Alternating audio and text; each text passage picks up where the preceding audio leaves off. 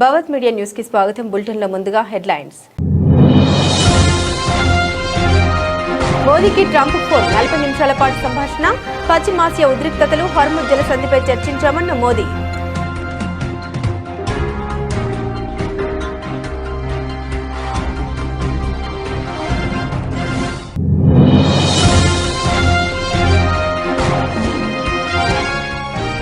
నారీశక్తి వందన్ చట్ట సవరణకు మద్దతివ్వండి అన్ని రాజకీయ పార్టీలను మరోసారి విజ్ఞప్తి చేసిన ప్రధాని మోదీ।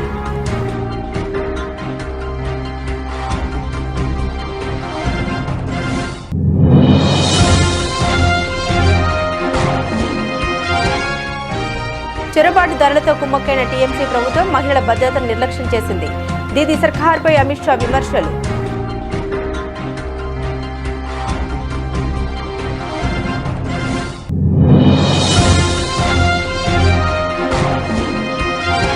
భద్రతను నిర్ధారించడానికి సైనిక బలంతో పాటు దేశ సంకల్ప బలం కూడా అంతే ముఖ్యం తేల్చి చెప్పిన NSA Ajit Doval.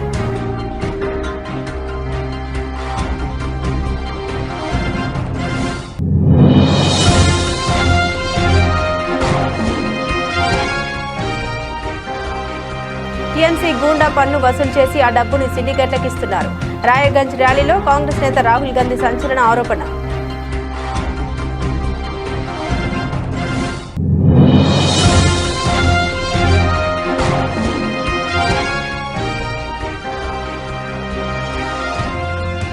AP inter ఫలితాల విడుదల 12 ఏళ్లలో ఎన్నడూ లేనంతగా ఉత్తీర్ణత।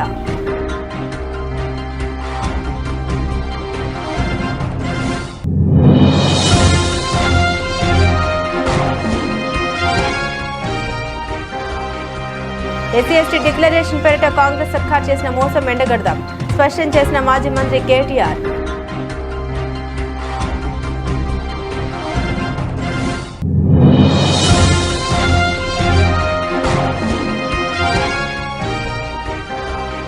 జుబలదిన్న ఫిషింగ్ హార్బర్ ను సందర్శించిన మాజీ సీఎం వైఎస్ జగన్ మత్స్యకారులతో ముఖాముఖి నిర్వహించిన వైసీపీ అధినేత।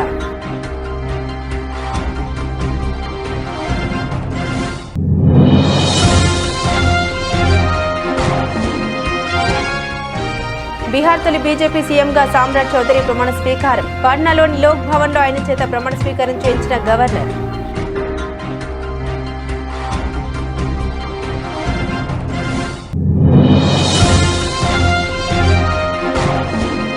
రెడ్ బుక్ పేరుతో లోకేష్ అల్లకల్లోలం సృష్టిస్తున్నారన్న వైసీపీ మాజీ ఎంపీ భరత్। జగన్ కుటుంబ సభ్యులపై సోషల్ మీడియాలో ట్రోల్స్ చేయిస్తున్నారని మండిపాటు।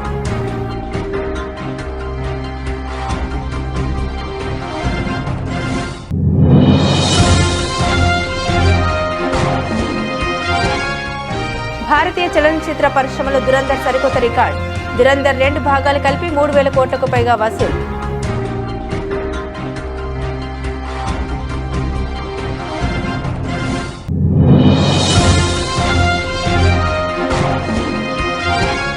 భారీ లాభాలతో ప్రారంభమైన దేశీయ స్టాక్ మార్కెట్లు 1300 పాయింట్లకు పైగా పెరిగిన సెన్సెక్స్ 24,200 దాటిన నిఫ్టీ।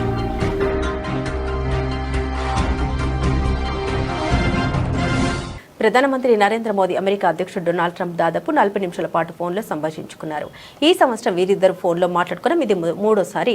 పశ్చిమాసియాలో ఫిబ్రవరి 28వ తేదీన ఉద్రిక్తత ప్రారంభమైనప్పటి నుండి వారిద్దరు మాట్లాడుకోవడం ఇది రెండవసారి। తాజాగా తనకు ట్రంప్ నుండి ఫోన్ కాల్ వచ్చిందని ప్రధాని మోదీ ఎక్స్ వేదికగా ట్వీట్ చేశారు। మిత్రుడు అమెరికా అధ్యక్షుడు డొనాల్డ్ ట్రంప్ నుండి తనకు ఫోన్ కాల్ వచ్చిందని పేర్కొన్నారు। వివిధ రంగాల్లో అమెరికా భారత్ ద్వైపాక్షిక సహకారం సాధించిన గణనీయమైన పురోగతిని సమీక్షించినట్లు తెలిపారు। అన్ని రంగాల్లో ప్రపంచ వ్యూహాత్మక భాగస్వామ్యాన్ని మరింత బలోపేతం చేయడానికి కట్టుబడి ఉన్నట్లు తెలిపారు। పశ్చిమాసియాలోని పరిస్థితులపై కూడా తమ మధ్య చర్చ జరిగిందని వెల్లడించారు। హార్ముజ్ జలసంధిని తెరిచి ఉంచడం, స్వేచ్ఛగా సురక్షితంగా నిర్వహించడం ఎంత అవసరమో నొక్కి చెప్పామని మోదీ పేర్కొన్నారు। దేవభూమి ఉత్తరాఖండ్ తరపున నారీశక్తి వందన్ చట్ట సవరణకు మద్దతివ్వాలని దేశవ్యాప్తంగా ఉన్న అన్ని రాజకీయ పార్టీలను ప్రధాని మోదీ మరోసారి విజ్ఞప్తి చేశారు। 2029 నాటికి దేశంలోని తల్లులు సోదరీమణులు తమ హక్కుల్ని పొందేలా తాము చూస్తామని హామీ ఇచ్చారు। డెహ్రాడూన్ కార్యక్రమంలో ప్రజల ఉత్సాహం, ఆనందం చూసి తాను ఎంతగానో ముగ్ధుడనని ప్రధాని సంతోషం వ్యక్తం చేశారు। ये आस्था का उत्सव तो है ही, ये हमारी सांस्कृतिक चेतना का भी जीवंत उदाहरण है। जहां मां नंदा को बेटी मानकर पूरे सम्मान के साथ विदा किया जाता है, इस यात्रा में बहनों बेटियों की भागीदारी इसे विशेष बनाती है। मैं मां नंदा को प्रणाम करते हुए देश भर की बहनों बेटियों को भी विशेष संदेश देना चाहता हूं। विकसित भारत के निर्माण में आपकी बहुत बड़ी भूमिका है। इस देश की बेटियों की, इस देश की माताओं की, बहनों की बहुत बड़ी भूमिका मैं देख रहा हूं। और बहनों बेटियों की सुविधा, सुरक्षा और लोकतंत्र में भागीदारी, ये डबल इंजन सरकार की बहुत बड़ी प्राथमिकता है। आप अभी देख रहे हैं कि दुनिया में कितना बड़ा संकट आया है। इसे दुनिया के विकसित देशों में भी कितना हाहाकार मचा है। ऐसी मुश्किल हालत में भी सरकार का निरंतर प्रयास है कि हमारी बहनों को कम से कम परेशानी हो। साथियों, बहनों बेटियों की भागीदारी का एक और महत्वपूर्ण पड़ाव अब देश के सामने है। 4 दशकों के इंतजार के बाद संसद ने नारी शक्ति చొరబాటుదారులతో కుమ్మక్కైన టీఎంసీ ప్రభుత్వం మహిళల భద్రత నిర్లక్ష్యం చేసిందని కేంద్ర హోంమంత్రి అమిత్ షా అన్నారు. జాతీయ భద్రతను బలిపెట్టి చొరబాటుదారులు దేశవ్యాప్తంగా వ్యాపించడానికి అవకాశం కల్పించిందని విమర్శించారు. కానీ మోదీ ప్రభుత్వం ఒంటరిగా ప్రతి చొరబాటుదారుణ్ణి తరిమి కొడుతుందన్నారు. గజల్ ర్యాలీలో ప్రజలు చూపిన ఆప్యాయత బీజేపీ విజయం ఖాయమని సూచిస్తోందని అమిత్ షా ఆశాభావం వ్యక్తం చేశారు. भाइयों बहनों, मुझे एक बात बताओ, अयोध्या में राम मंदिर बनना चाहिए था या नहीं बनना चाहिए था? अरे जोर से बोलो जरा। 550 साल से कांग्रेस, तृणमूल कांग्रेस, सपा, बसपा, डीएमके रामलल्ला को टेंट में रखे थे। अंग्रेजों से लेकर कांग्रेस तक सबने राम मंदिर का विरोध किया। 2019 में आपने नरेंद्र मोदी जी को पूर्ण बहुमत दिया और मोदी जी ने अयोध्या में भव्य मंदिर बनाकर जय श्री राम कर दिया। और ये दीदी अपने चट्टे पट्टे हुमायूं कबीर को साथ में रखकर यहां बाबरी मस्जिद बनाना चाहती है। दीदी कान खोलकर सुन लो, भारतीय जनता पार्टी की सरकार आ रही है। बंगाल की भूमि पर बाबरी मस्जिद हम नहीं बनने देंगे, नहीं बनने देंगे। ये हुमायूं कबीर दीदी का ही एजेंट है और दीदी आपके इशारे पर वो बाबरी मस्जिद बना रहा है। मगर दीदी आपका टाइम अब समाप्त हो गया है। यहां भाजपा सरकार आने वाली है। यहां बाबरी मस्जिद नहीं बन सकता है। భద్రతను నిర్ధారించడానికి సైనిక బలంతో పాటు దేశ సంకల్ప బలం కూడా అంతే ముఖ్యమని ఎన్ఎస్ఏ అజిత్ దోవల్ స్పష్టం చేశారు. గాంధీనగర్లో నిర్వహించిన కార్యక్రమంలో ఆయన మాట్లాడారు. శత్రువు మనోధైర్యాన్ని దెబ్బతీసి మన షరతులపై ఒప్పందాన్ని అంగీకరించేలా వారిని బలవంతం చేయడమే యుద్ధం యొక్క ఏకైక లక్ష్యమని దోవల్ చెప్పుకొచ్చారు. देवी और सज्जनों, राष्ट्र की सुरक्षा एक बड़ा कॉम्प्लेक्स और जटिल सा फेनोमेनन है। उसके कई घटक होते हैं। राष्ट्र की सैन्य शक्ति, टेक्नोलॉजिकल पावर, उसकी संपदा, उसके संसाधन, उसकी कूटनीतिक शक्ति, उसके मानव संसाधन। और होता क्या है कि हम कभी कभी सोचते हैं कि जब इस कॉम्प्रहेंसिव नेशनल पावर का आंकलन किया जाता है तो अधिकतर जहां गलती होती है वो होती है वहां के राष्ट्र के मनोबल और वहां के लोगों की शक्ति के आकलन में। अगर रूस अफगानिस्तान से वापस गया या अमेरिका को वियतनाम से वापस जाना पड़ा या अमेरिका अफगानिस्तान में अपने मकसद हासिल नहीं किया तो उसकी टेक्नोलॉजी, उसकी सैन्य शक्ति, उसके सारे संसाधन उनसे कई गुना ज्यादा थे। लेकिन जो वहां के लोगों की एक अपने राष्ट्र के प्रति, अपने लोगों के प्रति वो थी, उसमें शायद एक अंतर था। అవినీతి పోటీలో టీఎంసీ కూడా ఏమాత్రం వెనుకబడలేదు. వారు గూండా పన్ను వసూలు చేసి ఆ డబ్బును సిండికేట్లకు ఇస్తున్నారంటూ కాంగ్రెస్ నాయకుడు రాహుల్ గాంధీ సంచలన ఆరోపణ చేశారు. రాయ్గంజ్ జరిగిన ర్యాలీలో రాహుల్ గాంధీ మాట్లాడారు. 2021లో 5 లక్షల ఉద్యోగాలు ఇస్తామని టీఎంసీ వాగ్దానం చేసింది. కానీ ఇప్పుడు 84 లక్షల మంది యువకులు నిరుద్యోగ భృతి కోసం దరఖాస్తు చేసుకున్నారని మమతా బెనర్జీ ప్రభుత్వంపై విరుచుకుపడ్డారు. मैंने अदानी जी की बात की तो तृणमूल कांग्रेस भी भ्रष्टाचार की रेस में कम नहीं है। भाइयों और बहनों, Sharda chit fund scam, 17 lakh investors का पैसा, 1900 करोड़ रुपए उनको वापस नहीं दिया। Rose Valley chit fund scam, 31 lakh investors का पैसा लिया, 6,600 करोड़ रुपए अभी तक वापस नहीं दिए। Coal smuggling scam, illegal mining, transport, goonda tax collection होता है यहां पे ट्रांसपोर्टर्स और परचेजर्स से, और यहां पे बंगाल की जनता का फायदा नहीं होता है। यहां पे सिर्फ तृणमूल कांग्रेस का जो सिंडिकेट है उसको ये 24 घंटा पैसा देते रहते हैं। ఆంధ్రప్రదేశ్ 2025-26 విద్యా సంవత్సరానికి సంబంధించిన ఇంటర్మీడియట్ ఫలితాలను విద్యాశాఖ మంత్రి నారా లోకేష్ విడుదల చేశారు. గడిచిన 12 ఏళ్లలో ఎన్నడూ లేని విధంగా ఈ ఏడాది విద్యార్థులు అత్యుత్తమ ఫలితాలు సాధించారని మంత్రి వెల్లడించారు. ఈ ఏడాది కూడా ఫలితాల్లో బాలికలపై చేయి సాధించారు. ఈ ఏడాది సుమారు 10.50 లక్షల మంది పరీక్షలకు హాజరయ్యారని లోకేష్ తెలిపారు.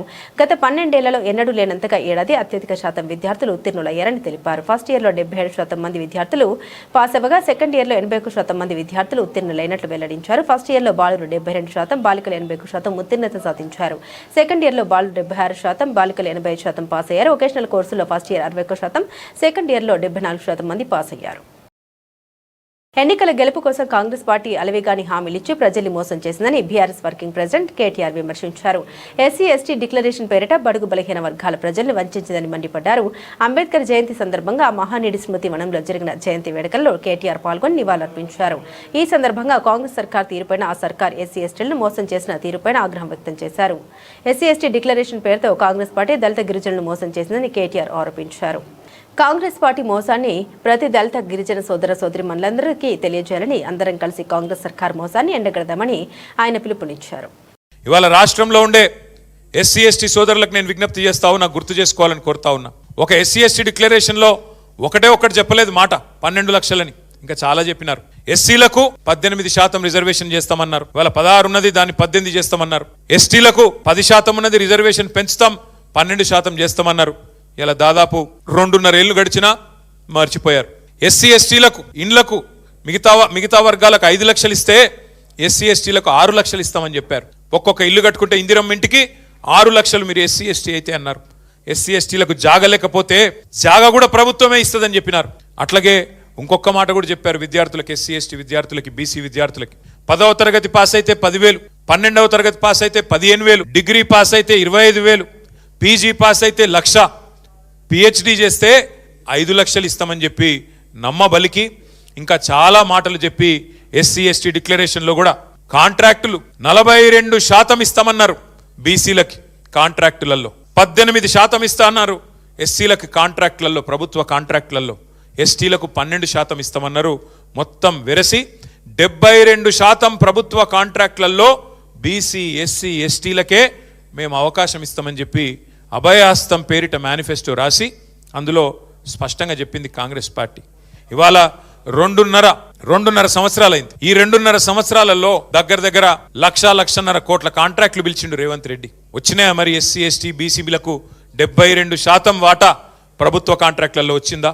రేపో మాపో మూసీ పిలుస్తారట, మూసీ కాంట్రాక్టులు ఇస్తాడా రేవంత్ రెడ్డి? ఇస్తాడా రేవంత్ రెడ్డి 72 రాష్ట్రంలో జరుగుతున్న అన్యాయాలకు జువ్వలదిన్నె ఫిషింగ్ హార్బర్ మరో ఉదాహరణ అని వైఎస్ఆర్సీపీ అధినేత మాజీ ముఖ్యమంత్రి వైఎస్ జగన్మోహన్ రెడ్డి అన్నారు. బుధవారం ఫిషింగ్ హార్బర్ ను పరిశీలించి స్థానిక మత్స్యకారులతో ముఖాముఖి కార్యక్రమం నిర్వహించారు. వాళ్ళ సమస్యలు అడిగి తెలుసుకున్న అనంతరం ఆయన మీడియాతో మాట్లాడారు. ఈ సందర్భంగా జగన్ మాట్లాడారు. తమ హయాంలో రాష్ట్రంలో కొత్తగా 4 పోర్టులకు శ్రీకారం చుట్టామన్నారు. మత్స్యకారులకు అండగా ఉండడం కోసం 10 ఫిషింగ్ హార్బర్లు 6 ఫిష్ ల్యాండ్ సెంటర్ల నిర్మాణానికి శ్రీకారం చుట్టామని తెలిపారు. మొత్తంగా 26,000 కోట్ల పెట్టుబడులకు శ్రీకారం చుట్టి మారిటైమ్ బోర్డు తీసుకొచ్చి పనులు వేగవంతం చేశామని గుర్తు చేశారు. కానీ ప్రస్తుత కూటమి ప్రభుత్వం మత్స్యకారుల అభివృద్ధిని గాలికి వదిలేసిందని మాజీ సీఎం వైఎస్ జగన్ మండిపడ్డారు. ఈ ప్రాంతంలో జరుగుతా ఉన్న అన్యాయాన్ని మీడియా సమక్షం ద్వారా రాష్ట్ర ప్రజలందరి దృష్టికి కూడా తీసుకొని పోయే ప్రయత్నం చేస్తూ ఉన్నాం. ఈరోజు నిజంగా రాష్ట్రంలో జరుగుతూ ఉన్న అన్యాయాలను నిజంగా ఎంత ఘోరంగా జరుగుతూ ఉన్నాయి అని అనడానికి ఈరోజు ఈ ఫిషింగ్ హార్బర్ అన్నది నిజంగా ఇంకొక ఉదాహరణ. ఈ జువ్వలదిన్నె ఫిషింగ్ హార్బర్ ఈ హార్బరే కాదు, రాష్ట్రంలో ఏకంగా వైఎస్ఆర్సీపీ ప్రభుత్వం ఉండగా, మన ప్రభుత్వం ఉండగా ఏకంగా ఈ రాష్ట్రంలో ఇంతకు ముందు లేని విధంగా ఇంతకు ముందు ఎప్పుడు జబర్లు రావాలి, ఆ ఫిషింగ్ హార్బర్ల ద్వారా వాళ్ళ జీవన ప్రమాణాలు మెరుగుపడాలి అని చెప్పి వాళ్ళ కోసం ఎక్స్క్లూజివ్గా ఏకంగా 10 ఫిషింగ్ హార్బర్లు 6 ఫిష్ ల్యాండింగ్ సెంటర్లు రాష్ట్ర వ్యాప్తంగా ప్లాన్ చేయడం జరిగింది.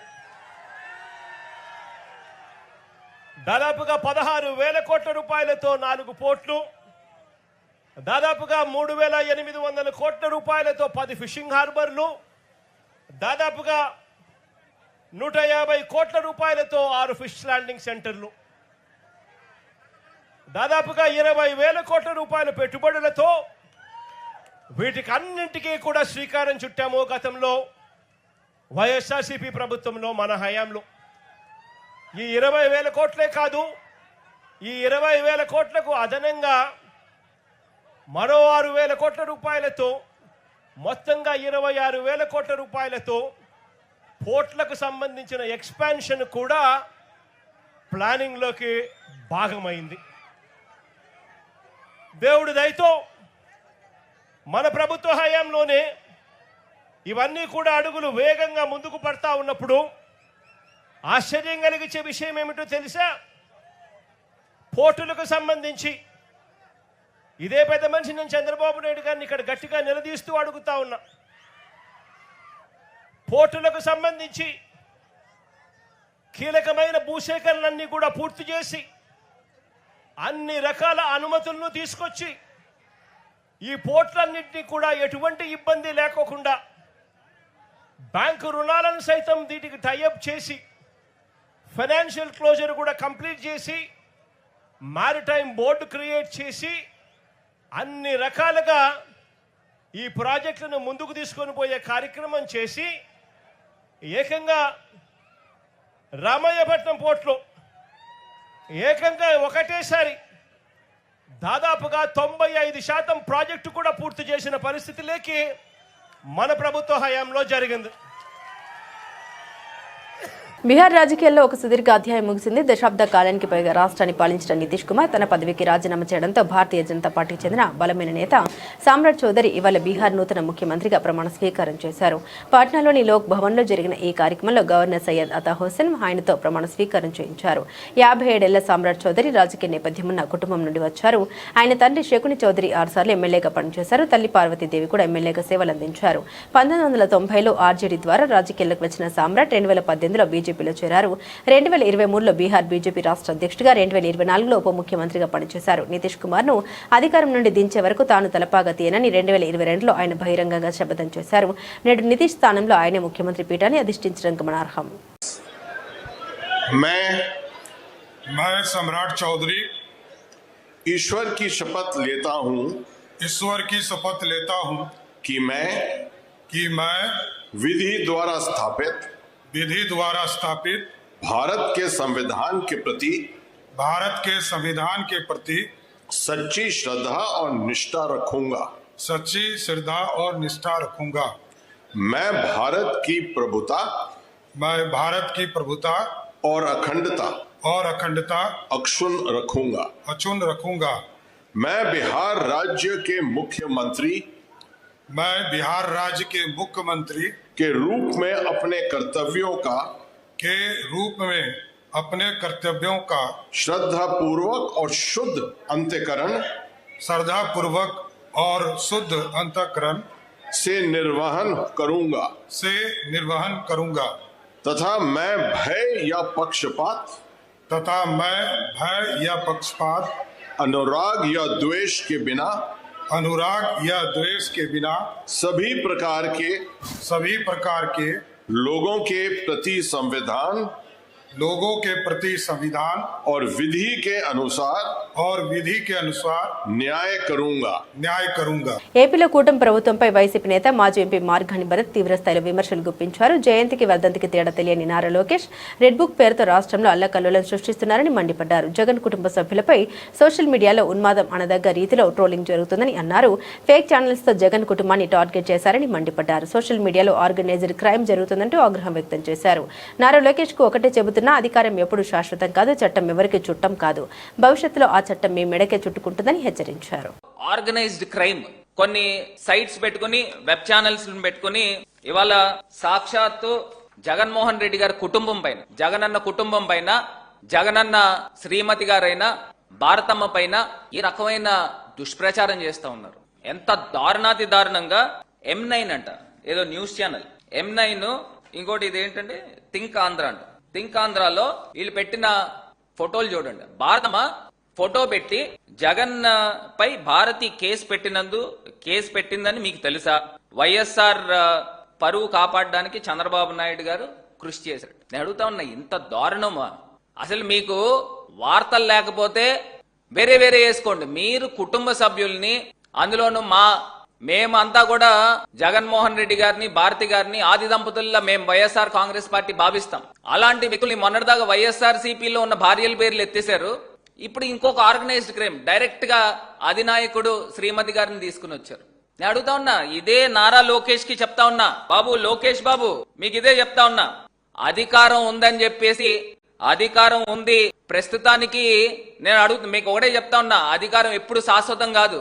నేను ఒక్కటే చెప్పే అంశం ఏంటంటే, ప్రస్తుతానికి చట్టం మీ చుట్టం కావచ్చు, రోజులన్నీ ఒకలాగా ఉండవు బాబు. నారా లోకేష్, రోజులన్నీ ఒకలాగా ఉండవు.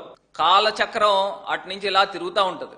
తిరిగినప్పుడు మళ్ళీ అదే చట్టం మీకు వెంటాడుతూ ఉక్కిరి బిక్కిరి చేస్తుందనే అంశాన్ని గుర్తుపెట్టుకోమని ఈ నారా లోకేష్ కి చెప్తా ఉన్నా. పంజాగుట్ట పోలీస్ స్టేషన్ లో అంట భారతిరెడ్డి గారట జగన్మోహన్ రెడ్డి గారి కేసు పెట్టారని, అప్పుడేమో చంద్రబాబు నాయుడు గారు సెటిల్మెంట్ చేశారని, ప్రతిపక్ష నాయకుడిగా వైఎస్ రాజశేఖర రెడ్డి గారు ఆయన మొరపెట్టుకుంటే ఈయన ముఖ్యమంత్రిగా సెటిల్మెంట్ చేసాడు. అడుగుతా ఉన్నా, ఎక్కడికి వెళ్ళిపోతా ఉన్నావు? అప్పుడు నువ్వు ముఖ్యమంత్రివా లేకపోతే ఏమన్నా వార్డు మెంబర్వా సెటిల్మెంట్లు చేయడానికి? నిజంగానే గనక మీకు చిత్తశుద్ధి ఉంటే, మీరు అందులో ఇన్వాల్వ్ కాకపోయి ఉంటే, ఆల్రెడీ మేము కంప్లైంట్ ఇచ్చాం, ఇమీడియట్ గా కేసు కట్టండి. థింక్ ఆంధ్ర పైన, M న్యూస్ పైన మీరు ఈ రకమైన అవాస్తవమైన వార్తల్ని ప్రచురణలో తీసుకొస్తా ఉన్నారు. అంటే మీరు తీసుకొచ్చి సోషల్ మీడియాలో త్రో చేసేసి ప్రజలకి అలా వదిలేస్తా ఉన్నారు. అంటే ఇవన్నీ కూడా ఏంటంటే డైవర్షన్ పాలిటిక్స్ లో భాగం.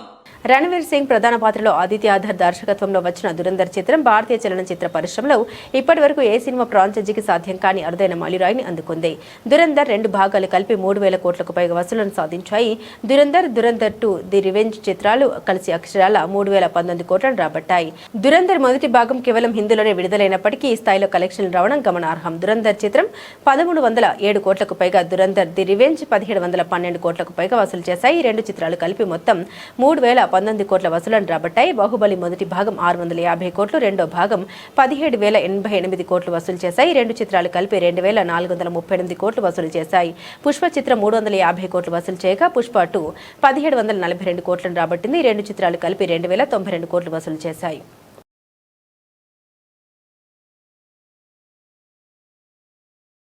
అమెరికా ఇరాన్ మధ్య భౌగోళిక ఉద్రిక్తత తగ్గుముఖం పడతాయన్న సంకేతాలతో దేశీయ స్టాక్ మార్కెట్లు ఇవాళ భారీ లాభాలతో ప్రారంభమయ్యాయి. ఇన్వెస్టర్ల సెంటిమెంట్ బలపడడంతో సూచీలు పరుగులు పెట్టాయి. ఉదయం ట్రేడింగ్ లో సెన్సెక్స్ 1303 పాయింట్లు పెరిగి 78,150.54 వద్ద చేరగా నిఫ్టీ 392 పాయింట్లు లాభపడి 24,237.70 వద్ద ట్రేడ్ అయింది. ఇరాన్తో వివాదం ముగింపు దశకు రావచ్చని అమెరికా అధ్యక్షుడు డొనాల్డ్ ట్రంప్ సూచించడంతో ప్రపంచ మార్కెట్లలో స్థిరత్వం వస్తుందని ఆశలు పెరిగాయి. సానుకూల పరిణామం భారత మార్కెట్లకు మంచి ఊపునిచ్చింది. దీంతో మార్కెట్లలో అస్థిరతను సూచించే ఇండియా వొలటిలిటీ ఇండెక్స్ ఏకంగా 15.4% తగ్గి 17.34 స్థాయికి పడిపోయింది. ఇది సమీప భవిష్యత్తులో మార్కెట్లో అనిశ్చితి తగ్గుతుందని సూచిస్తుంది. ఫ్రంట్ లైన్ సూచీలతో పాటు బ్రాడర్ మార్కెట్లు కూడా రాణించాయి. Nifty mid cap, small cap సూచీలు వరుసగా 2.09%, 2.10% మేర లాభపడ్డాయి. రంగాల వారీగా చూస్తే పిఎస్యు బ్యాంకులు, ఐటీ షేర్లలో కొనుగోలు ఉత్సాహం కనిపించగా ఫార్మా రంగం మాత్రం వెనుకబడింది.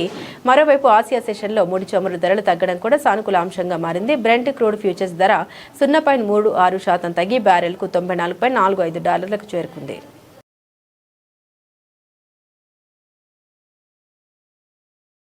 బులెటిన్ ముగించే ముందు హెడ్లైన్స్ మరోసారి. మోదీకి ట్రంప్ ఫోన్, 40 నిమిషాల పాటు సంభాషణ. పశ్చిమాసియా ఉద్రిక్తతలు, హర్ముజ్ జలసంధిపై చర్చించామన్న మోదీ.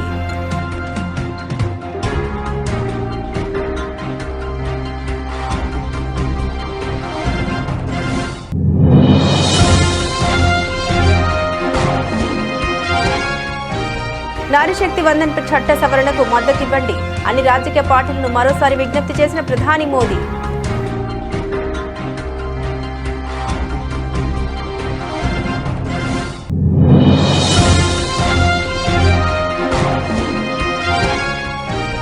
చొరబాటుదారులతో కుమ్మక్కైన టీఎంసీ ప్రభుత్వం మహిళల భద్రతను నిర్లక్ష్యం చేసింది. దీదీ సర్కార్పై అమిత్ షా విమర్శలు.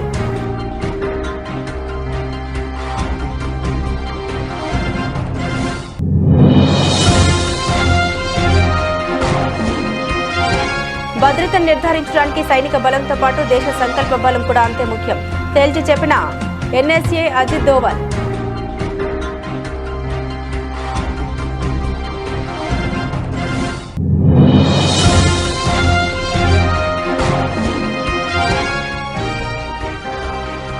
టీఎంసీ గూండా పన్ను వసూలు చేసి ఆ డబ్బుని సిండికేట్లకు ఇస్తున్నారు. రాయగంజ్ ర్యాలీలో కాంగ్రెస్ నేత రాహుల్ గాంధీ సంచలన ఆరోపణ.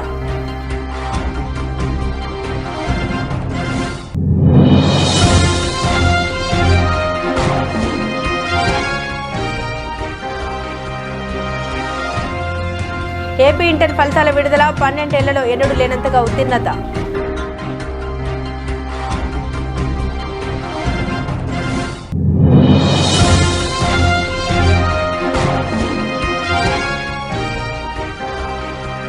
ఎస్సీ/ఎస్టీ డిక్లరేషన్ పేరిట కాంగ్రెస్ సర్కార్ చేసిన మోసం ఎండగడదాం, స్పష్టం చేసిన మాజీ మంత్రి కేటీఆర్.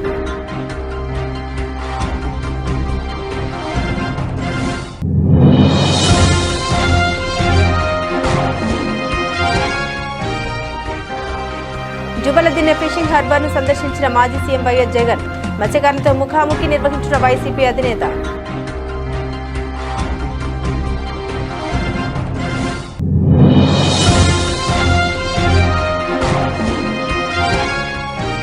బీహార్ తొలి బీజేపీ సీఎంగా సామ్రాట్ చౌదరి ప్రమాణ స్వీకారం. పాట్నాలోని లోక్ భవన్ లో ఆయన చేత ప్రమాణ స్వీకారం చేయించిన గవర్నర్.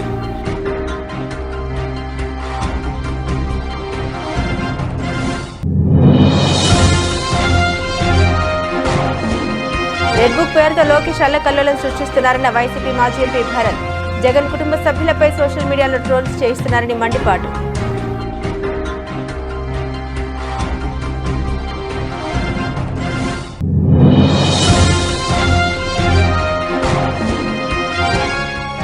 భారతీయ చలనచిత్ర పరిశ్రమలో దురంధర్ సరికొత్త రికార్డ్.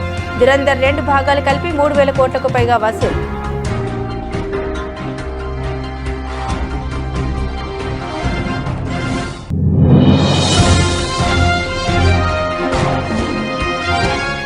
భారీ లాభాలతో ప్రారంభమైన దేశీయ స్టాక్ మార్కెట్లు, 1300 పాయింట్లకు పైగా పెరిగిన సెన్సెక్స్, 24,200 దాటిన నిఫ్టీ.